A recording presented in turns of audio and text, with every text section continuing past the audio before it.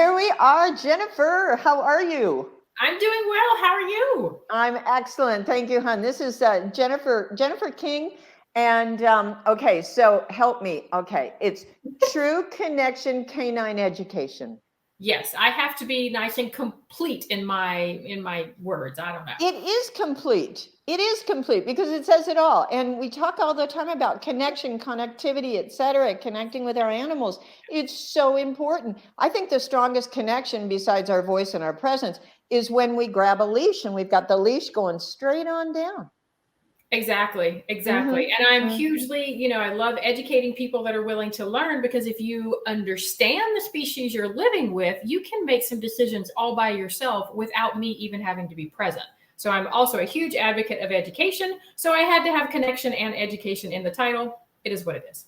The species that we live with, does that include husbands and teenagers and wives and anyway? Yeah, but I haven't been able to figure them out. No. That's why we keep concentrating on the animals. Seriously. I mean, my horse has taught me more about getting along with humans. And you know what they taught me? What they taught me? Give them space. That is very true. Especially, I have a 19-year-old in the house right now, and oh my goodness. Yep. Space is good for both of us, actually. And and that is something that you always talk about. What can help them feel safe? And we should probably get in on canines right now. Yeah, however, but what, it is like, what makes them feel safe? And so often you and Sam Wyke and Sherry Woodard, you all agree that take a step back. It's very hard. It's very hard as a parent to do that. And it's very hard as a pet parent to do that. Yes. When the best course of action for my clients is to do nothing, they have a really hard time with that. Yes. Really hard time. Absolutely. So what we have is some very easy here. Let me put this up right now. And this is kind of like the theme of the month. Stranger danger solutions, tried and true, because I don't want to go to the internet and I don't want to find those prong collars and the shock collars hidden beneath a bandana. I need to tell people, look for the shiny object in the video. Right? Because that's a really good point. Yes. I wanted to do another kind of podcast, and I wanted to call it Beneath the Bandana. Oh, that's fabulous. You come up with the best things. And also, with people, and I mean, we're all behind the bandana, and what's hiding back there. So, but this is what I see all the time. And I couldn't believe it. I did not want to believe it. And they're there, the prong collars underneath the bandana. If you're proud of your prong collar, show it. And if you're proud of your shock collar, show it. I mean, we see it all the time. Is these people go out with these dogs, and it's you can't see it. If you've got something to hide, that's a problem. Exactly. And I see this. I actually just started watching a new National Geographic program, which I will not name. However, the first 2 episodes, you saw it too. First 2 episodes, prong collars and shock. And I'm like, oh, they're going to change. They're going to address that. And they're going to show us something better, tried and true, something better. It didn't happen. I couldn't watch anymore. So, and we talk about this. I ask people on the side, I say, what do you say when you see a prong collar or a shock collar? And we all say, I couldn't say what I want to, because I'd be calling you for bail money. Yep. That's me. Yep. Exactly. So I think by talking and educating, see, we're full circle to education. If we educate and vocabulary, I get schooled all the time on my vocabulary. And yes. So help me out. If there was a word that you would like to use instead of, what is your kind of a besides this word, hello, choices. Give them choices. So tell me about that. You know, in anything, whether you're working on your dog that is terrified of the person walking through the door, or any other particularly behavior issue, if I have choices about the things I can do, the places I can go, and what happens in my environment, then my anxiety level is going to go down. my fear is not going to rise if I have some control in the situation. And that's true of humans too. If you take away all of my options, my anxiety is not going to go down. It's going to go up. So that's what yeah, go ahead. So my challenge is to, like, especially with stranger danger issues, I have to educate the clients on, well, how do I give my dog choices and not let the person that's coming through the door get bitten? I mean, because to them, that seems very counterintuitive. If I give my dog too many choices, they're going to go bite that person. So I can't give him any choices. And you've got to find there's a magic spot in the middle. So. Okay. So in the middle, tell me, because I saw in one of our email exchanges about crating, that when we crate them and then invite strangers in, then they have no place to. Okay, you're breathing very deeply. Tell me what. Very deeply. Well, crates are a whole nother issue that's a whole nother podcast one day. Mm-hmm, mm-hmm. But seriously, think about it even from, so any species with a nervous system, that nervous system needs to be nice and calm so we can think clearly, we can make rational decisions. Well, whether you're talking about a person or a dog or a cat or anything, if you put me in a room, stick me in a box, throw me in a corner, how's that going to relax me? How is that going to help me? So what happens when that happens is the dog is trapped in a small area, and they're either going to usually freeze from learned helplessness. So that's why a lot of people think that crates help. They might put their dog in a crate in the corner of the room, and instead of barking, the dog is just kind of sitting there like this, just freezing, not doing anything. Whale-eyed, yeah, mm-hmm, yeah. The other dog is going to get more intense and more crazy and go at those bars and go at that thing. They're going to do one or the other, but putting them in a box did not change their emotional state about the person who came through the room. And ultimately, in all of my experience, makes it worse because the dog is given no choices, no education. They're being managed. And it's not that that is not an option. And it's not that that is something that you never do under any circumstance, but it's not your first go-to thing. You want to ask yourself, how can I help my dog learn to like this type of thing better, rather than how can I trap my dog and deal with them so that my guest doesn't get hurt? I mean, I'm glad that people are protecting their guest because you don't want your dog biting someone, but you're not protecting your dog in that situation. There you go. That's the most important thing. We need to take care of everybody. And would you say tethering is the same if we're going to tie them somewhere within right where they have vision of what's going on? For the most part, when I do use dogs on leash in a room and I'm working, and there's a level at which I bring something like that in, but I still prefer that dog on a leash being held by a human. I don't like that dog tied to a wall or tied to a piece of furniture or stuck in one place. For one thing, that connection with us, like we've already mentioned, when you're on the other end of that leash, that is a very different experience than that dog is stuck over there tied to the wall. It's going to give that dog a lot more support when they are with you. Does that make sense? Yes, absolutely. And I'm thinking back, and I've never seen this or heard of this for dogs, but with horses, I used to deal with some pretty difficult horses, and they were big. I mean, if you've got 1,400 pounds that's angry, I got nothing. I got nothing to bring to that table. But what I would do is I would have like I guess you would call it an eyelet screwed into a wall on the other side. Mm-hmm. And my lead rope, my quote leash, horse leash, would be run through there, mm-hmm. and then to my hand, so mm-hmm. that if we got into trouble, me and the horse are hanging out. If we got into trouble, I could pull on that and the horse would be going towards the wall. Yes. And you can do things like that too with dogs. Okay. Especially, if you've got a small person, a big dog, and we're at that point. With dogs, one thing that's a little bit different is I try to move through the protocol and move up into the harder stuff in a very slow manner, mm-hmm. so that really we don't need that kind of management, because if you need that kind of management with a dog, you've pushed them too far too fast. Well, let me tell you what happened this week. This week I got snapped at twice. Oh no. I know. Oh, no. Once is, it's okay. We can, talk our way through it, but twice. So you know what that tells me? I made two mistakes. You did. I just so hate to admit it, but if I don't out myself, somebody else will.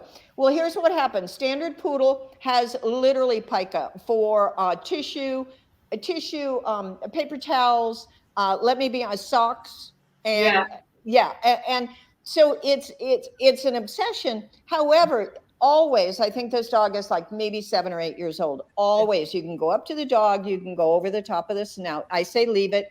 I go over the top of the snout and then say give it. This time showed me teeth so bad that it moved my thumb up. Oh yeah. Now here's what I didn't see, Jennifer, going into it. I did not see the freeze. Yeah. I saw stillness. Yeah. It was a hard freeze. And because I had done this so often with this dog, I thought, I'm fine. And it was, and then there was a vocal added to the growl. Then there was a lot more eye teeth and kind of that shuddering of the growl. And that's when I released and I kind of checked my environment, talk about environmental management, made sure I wasn't going to go over the coffee table or anything like that. And then I let go. However, I didn't think, I said, okay, I really need that paper towel. It was a big paper towel. Yeah. And I went back and he snapped again. And listen the first time. I did not listen. And it was kind of like, wow, how do I weigh this? A paper towel versus, not my dog. Yeah. And the owner was not there. Yeah. So I went with everything I thought I knew, but I'm telling you the difference between stillness and a hard stare, a freeze. Yeah. Yeah. And one tends to, that's an interesting thing you bring up, because one tends to predict or signal learned helplessness, or I'm just stuck here and I'm just going to freeze and the bad thing is going to, finish and get over with and I'll still survive it. But the other is a warning that I'm about to go. Oh yeah. And it is, like I said, I think I have a pretty trained eye. I think I'm always on high alert, and I did not catch it because I had already done this 8-9 times before. Yeah, but that's a subtle difference, and it's little things like that whether the dog has choices in the environment they're in or not can make the difference in whether they do go into something like learned helplessness, or I'm getting ready to go at you, or whether they skip all of that stuff. Because when you're working on, stranger danger or anything else, the goal is to find a plan and work through the plan so that at no point do you get any of that stuff. And if you do, you go back and go slower. Yes. Yeah. But I think I need to say that, it was an unpredictable behavior because it had changed. Yeah. The dog, 8-9 times. Okay. And then on the 9th, it was like, no, this is way too high value for me. All of a sudden, this paper towel had a whole lot of value. So, but the owner was all upset that we were, no longer friends and all that. And I'm like, no, we are fine. The dog and I are fine. I apologized. He apologized, and it was, so what we did was get a baby latch to make sure that the garbage was locked up. I mean, talk about environmental management, 99 cents. And there's no more potential for harm. Because I think, I'm not sure if it was this dog or another one, another standard that, surgery for this stuff, ingested so much. So, So, right. You and I are all. If you just tweak one little thing in the environment, even when it comes to fear of people coming in your home, it doesn't matter what the behavior issue is. A lot of times, one little management trick or one little shift in how, like with people, how you introduce that dog to who's coming in the house. A lot of times I only see these clients maybe twice and it's fine. You just need to understand what to tweak and how to tweak it for your dog. If what would be one or two of those? What, that we could even practice at home in between stranger visits? So the first thing that you want to do, if your dog is afraid of, okay, let's dispel some myths. How's that? Okay, good. Because almost everybody that finally calls a professional, they have followed the advice of their well-meaning friends who are everything under the sun other than dog trainers or behavior modification people. And this stuff hasn't worked. And some of this stuff, as you know, is all over the internet. So first of all, you cannot fix stranger danger by forcing your dog to meet people. So that technique is called flooding. And what that means is I'm going to put my dog in a situation that I think he should be okay with until he's okay with it. Doesn't work very well. Doesn't work very well. So I guess the number one piece of advice that people get that I have to undo is please do not force your dog to answer your door for you if he is terrified of answering your door. Okay. Take that responsibility off of his plate and put it back on yours. What is the easiest way to do that, to get them away from the front door? Doorbell. So if your dog is either very afraid, meaning they're shaking, they're shivering, they're hiding, then remove them from the room altogether until your guest gets inside. Okay. If your dog, same thing if your dog is proactive and decides to try to chase that person right back out the door by growling and snarling and snapping. If either of those extreme behaviors are happening, it tells you your dog has a really hard problem with that person coming in. So please take that off of their plate. A lot of people don't realize that coming through the threshold of the home is either the most terrifying time or the most exciting time, depending on the dog. So, your quintessential golden retriever, I have one around here somewhere underneath there. When somebody comes over, he's like, they're here for me. Yay. And he loves being my door answerer. Like, it's his job. He wants to do it. He loves it. But other dogs look at that door like, oh my gosh, what's coming through that door? Is it going to kill me? What's happening? Oh my gosh, who is it? How am I supposed to handle this? Oh no. They don't have any business answering your door. None. None. And so would we do the same thing? Would we sequester them, or would we have a safe place for them to go to where they still have visibility? Do we still want them to see what's going on? So I always ask the dog, and honestly, you're going to get lots of different answers from your dog. For most dogs, get them totally out of the room, totally out of space. Let them hear that person. Let them smell that person. Let them get a sense of the energy of that person. And then I work with clients on how to bring that dog in. Or do I go out to the backyard, or what do we do next? And that, unfortunately, is very individual depending on the case. Oh, but that's good to know. That's good to know. So again, we go back to choices. When we give the dog the choice, they will make it clear what their preference is. Very much. And cats will too, because cats, a lot of time, it's not that they're, growling and being vocal at the front door, but they've got an investment of some kind. They're either retreating and going backwards, or they're a little bristly and guarding their territory, who's coming into my space. So it's the same thing with cats, is to be able to give them choices as well. And with cats, I think we forget about, I've seen people forget about vertical. If they can go vertical, if the cats can get up high, that's their safe place. We were talking about a canopy, a Hawaiian forest, rainforest. But again, for the cat, this is very important, because they're the pouncers. And that's again, when people with horses, again, with introductions, et cetera, even with horses, is, people will immediately want to go around, circle around, and then scratch their shoulders or touch their back. And I'm like, no, that's where the cats pounce.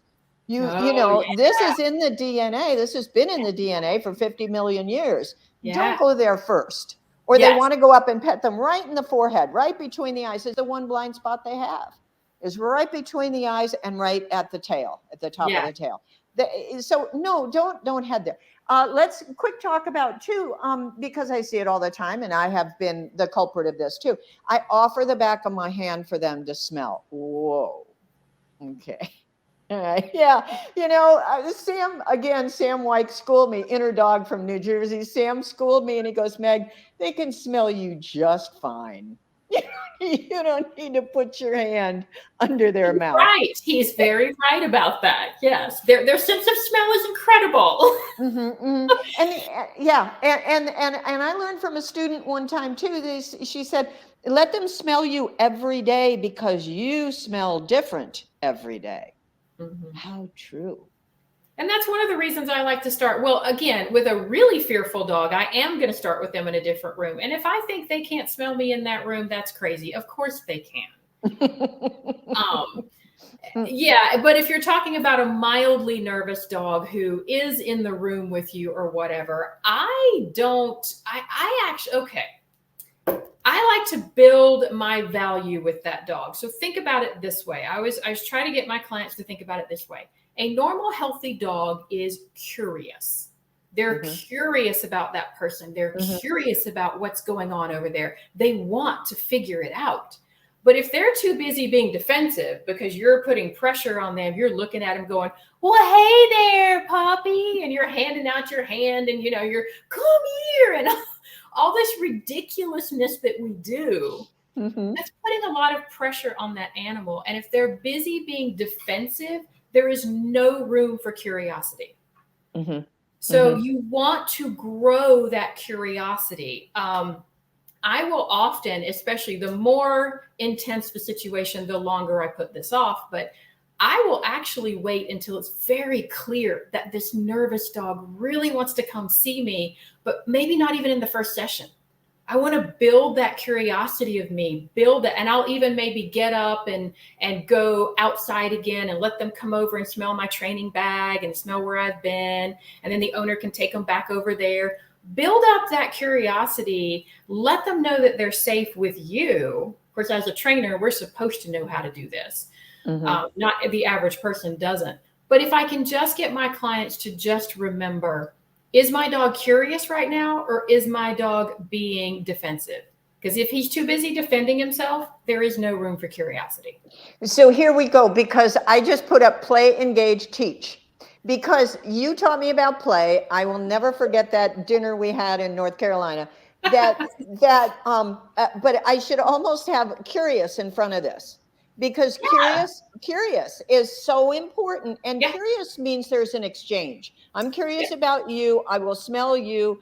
I will take in that information, etc. So it's a back and forth. It's a relationship. But play. I will go back to you saying, and it just rocked my world, and it has forever changed it, is dogs cannot play unless they feel safe. Nobody can. Any species. Pick a species. Even us. I'm not going to play if I don't feel safe. Wow. I can perform. And that's one reason back to a couple of other things, myths that people have been taught is go ahead. This or that or whatever. Yeah. We want to do so much control. And so get your dog to sit there and make them look at you and don't let them look at that person and feed them treats and all this stuff. A dog can perform to a certain extent if they are nervous or even afraid. And they can eat to a certain extent if they're nervous or if they're afraid. So some of my less proactive dogs. So the dogs, there's one, I love this dog. Very, very terrified, fearful pit bull mix. And I never got to where I could touch her. She could pet me. She could come up and pet me, but she never got totally comfortable with me touching her. But she would play with her owner in the same room as me after about the fourth visit. We could go on walks and she would play. So that's the other thing about fear is I had to respect that this dog, we never got to a point where I could, touch her body, but she was comfortable with me in the environment. She could play, she could turn her back on me, she could lay down and close her eyes because I respected her boundaries. So Wow. when I saw now when I saw she would right. play with me in the room, I was just, that's the best feeling in the world. Oh my Loved it. gosh, I'll bet. So that actually is a form of engagement in the fact Yeah. that the dog was engaged with someone else, but you were Yes. still in the room. It's kind of like, can you see me now? Yes. Can you see me now? Yeah, Well, and that's that's the not a point. performance thing. I'm not saying No, that, but no. And yeah, that's a yeah. really good point you Mm-hmm. made. If the dog is too nervous, he's not going to engage in anything. He's going to be looking straight at you, Mm-hmm. making sure everything is okay. If Mm-hmm. you can't Mm-hmm. get that dog off the guest, Mm-hmm. that dog is not comfortable. So he was engaging with So mom. again, and I love it. I love it. I saw Kim Brophy, and I understand she has a new book, new book out, but what she was talking about at this point was play, engagement with the dog. And she had videos of her on the floor doing a play bow with the dogs. And whatever the dogs could handle, and she'd pull back or whatever. So I love that. And that is all engagement also. So it's play, engage, teach. And what I have learned, because I really jumped into a lot of ideas about learning and education in the last year or so. And what I understand is learning is a memory that was created by emotion and experience. Yes. So learning is a memory Yeah. that was created by emotion and experience. And So when we get that emotion, that's key. yes, Experience yes. is key too. You've got to feel safe enough to get the experience to happen. Once the experience can happen, it goes into learning. And that's why, but again, it can be a fearful. So it's that emotion. What emotion are you carrying? And I'm not going to go into that, and the feeling thing and all that. I have gotten into trouble for using the F word, feeling. But again, how do we know how they feel? It's read the body, read the mind. Right. If the body, as you say, if that pit bull is coming up to you, that pit mix, whatever, if they're coming up to you and rubbing up against you, I mean, the greatest thing in the world is for me to be in a room with a German Shepherd and they just barely start to come in from the side vision and then they step on my foot. That is right. Is that the greatest? That's like an initiation. It's like you're in the club, Meg. We love you. Yeah, just to come in and stand on my foot. That's a German Shepherd way. A big bully dog. Their way is to maybe come and push you with their body, but it's kind of like, oh my gosh, thank you so much. Yeah. And people think we're nuts when we say that, but so that's it. So that tying in that emotion while they're having an experience, and then we go back to stranger danger, because let's face it, we talk about connectivity. You've got it right there in your business name, connection. And it is so often, I say this a lot about separation angst, separation hyphen anxiety. I say this often, it might not be the dog's problem. that might not, and and you can feel it. And as soon as my vision or whatever, or even remembering I had a bad Zoom meeting with the boss this morning, that goes straight through the leash. It goes straight into my dog. They might as well be like a little electron field, and taking all that in. So when I see, and I talk to people, and inevitably, oh, well, years ago, I was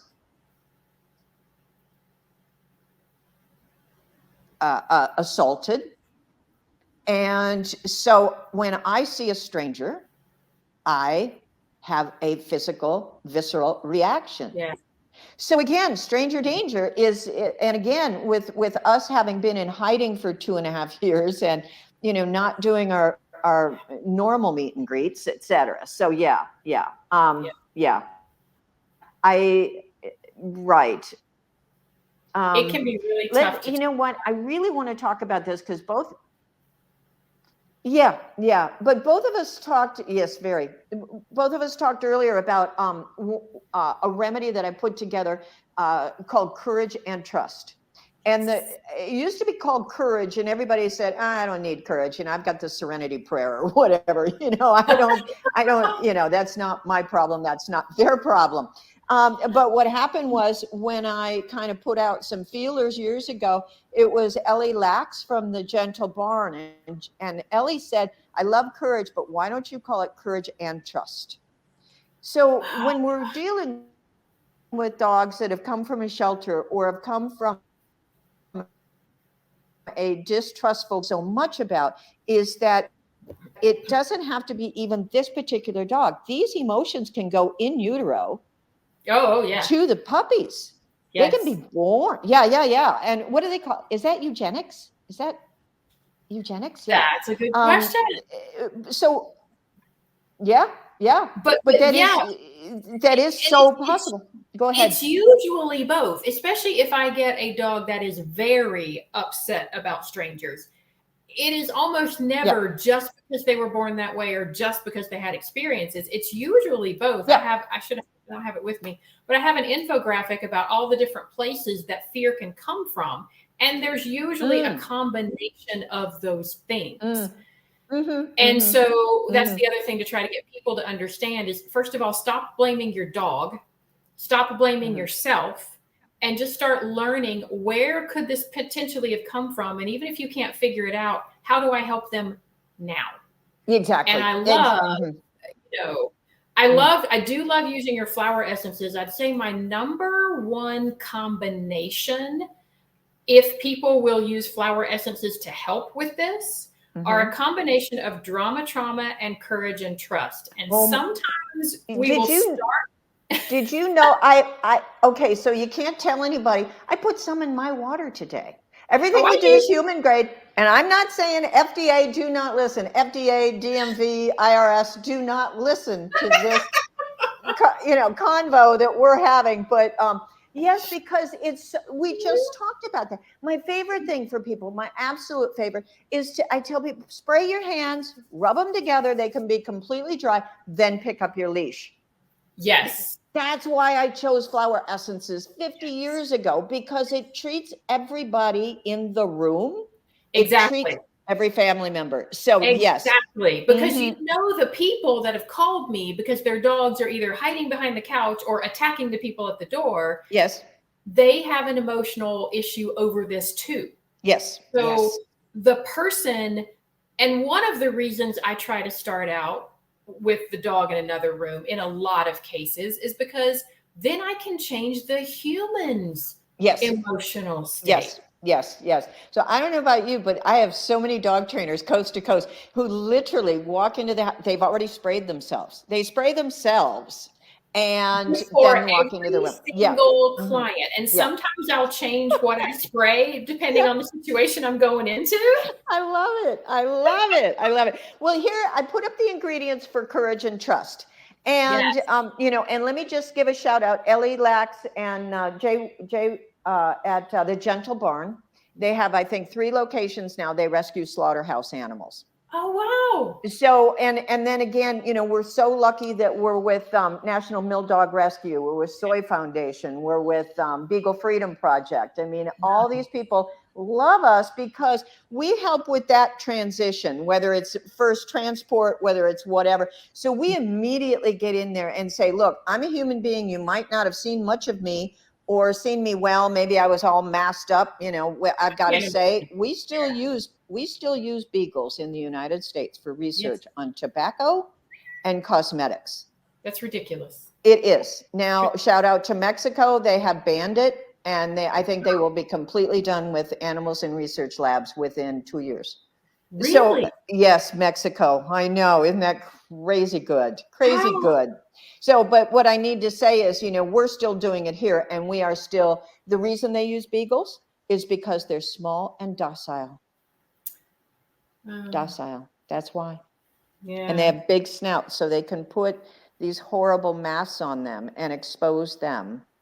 Okay, so that's enough. But we, if I continue to bury that fact, it's going to continue. So just that's an out for us. Right. Okay, so back to flower essences and the happy stuff. Okay, so for this was made for a couple of feral dogs that that were in a sanctuary, hadn't been touched by humans in over 6 years, rescued from Phoenix and taken up to a sanctuary in Utah. And they were great. They were very famous. They just ran on their own. I think they had a half-acre pen. I mean, they were very, very happy, but no human contact. So they started putting courage and trust into their water.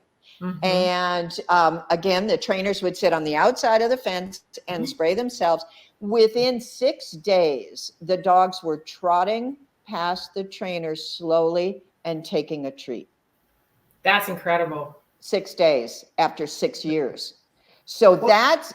I know. I believe it. I know people, and my clients don't understand, but I tell clients to this day, I have my before flower essence training and my after flower essence training, because things progress. If I can explain to them, and I don't even use the word convince. I don't try to convince anybody of anything, but if I explain to them how the flower essences work and what it is that they help with, and they try them, honestly, my success rate is higher. I get to the end result quicker, and it tends to last and hang on better. There you go, hon. There you go. And that with all of your other bag of tricks, I mean, we need it all. We need it all. It's a piece in the toolbox. But I think is the thing, is that allows on my other bag of tricks, my skills, to get in there and help that dog much more quickly, because without that, I've got to do all kinds of crazy things and wait on whenever I can break in there. So the flower essences really allow the behavior mod tools that we have to get in there and operate much more quickly. Beautiful. Well said. Wow. Thank you. So let me just go.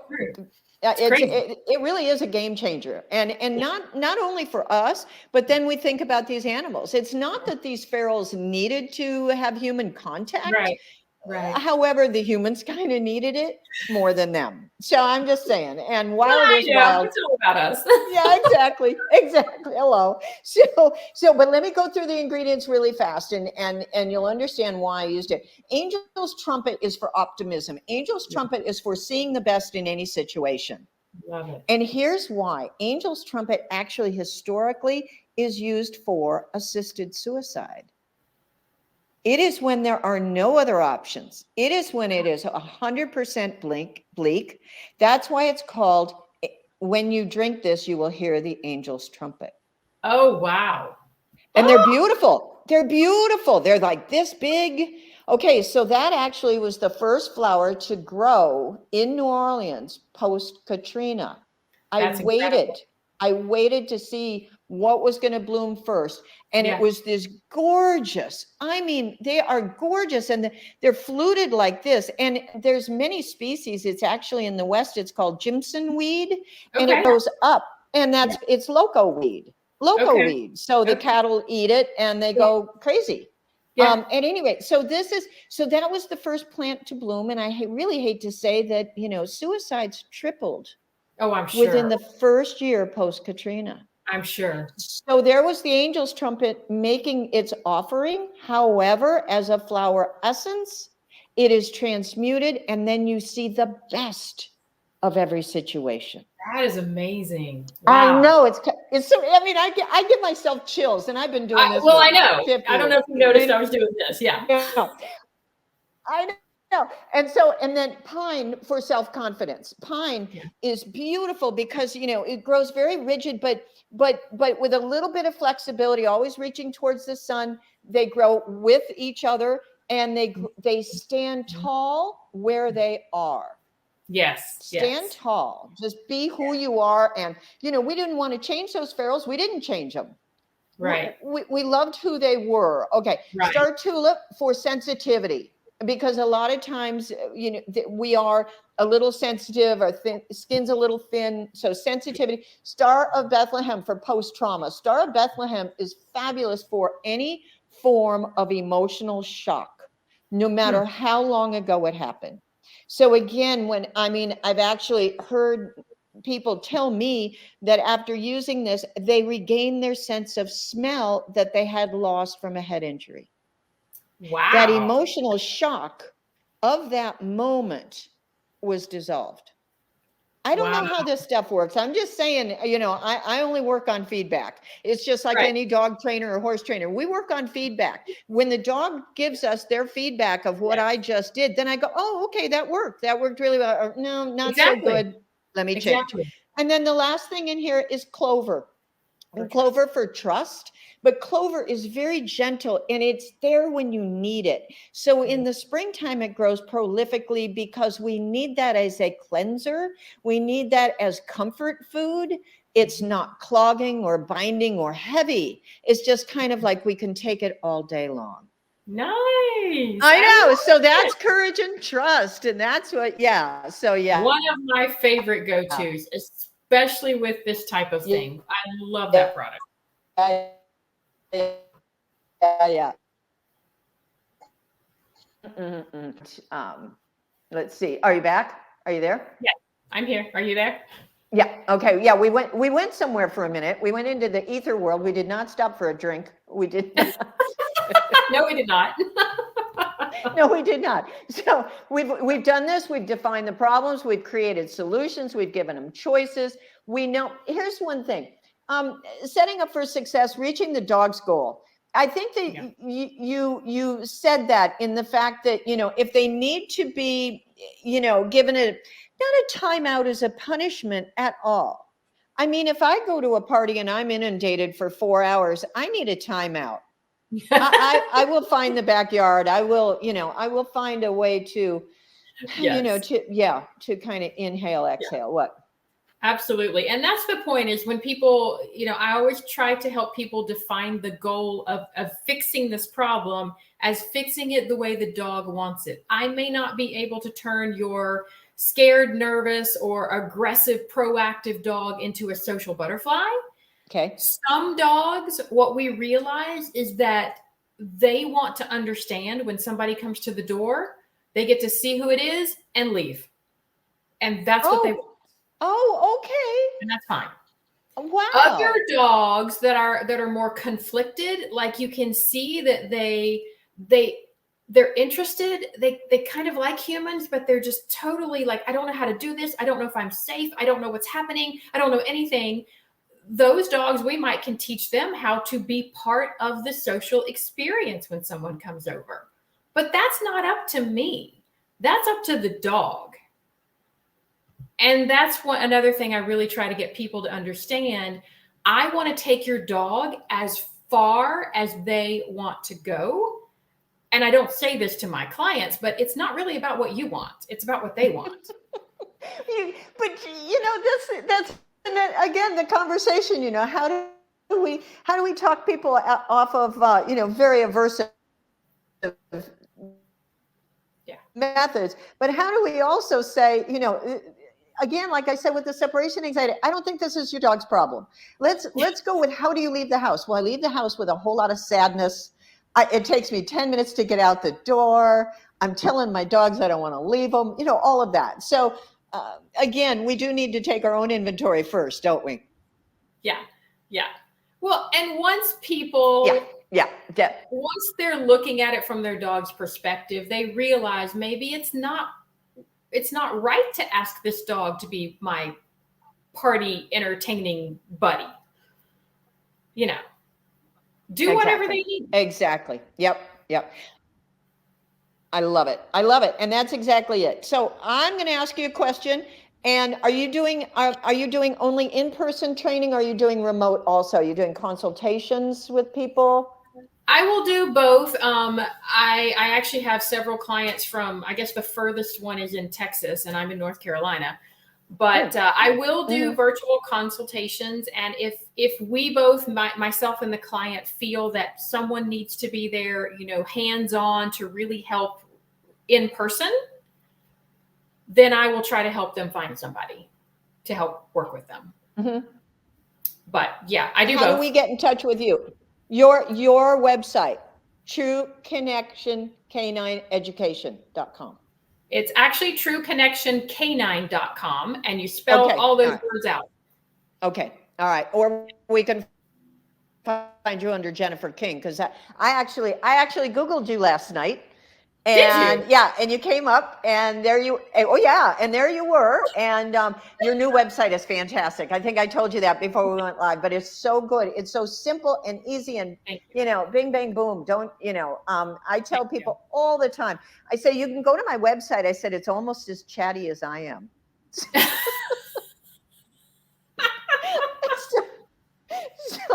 So yeah, I mean, but I think, simple is so much better, especially for dogs, right? Especially for dog. Jennifer, I have had such a good time with you today. Thank you, honey, for showing up and helping us, and so appreciate it. So if anybody needs to get in touch with Jennifer King, trueconnectioncanines.com. Yes. Thank Jennifer, you. take care, honey. I'll see you soon, okay? Thank you so much. You've been listening to Animals Inside Out, brought to you by BlackWing Farms. If you know anyone who could benefit from today's episode, please consider sharing it. Also, if you want to learn more about BlackWing Farms and the incredible natural remedies for mental, physical, and emotional needs of animals, go to blackwingfarms.com and enter Animals Inside Out for 10% off your next purchase. Be sure to subscribe on YouTube or wherever you listen to podcasts, and we'll see you in the next episode.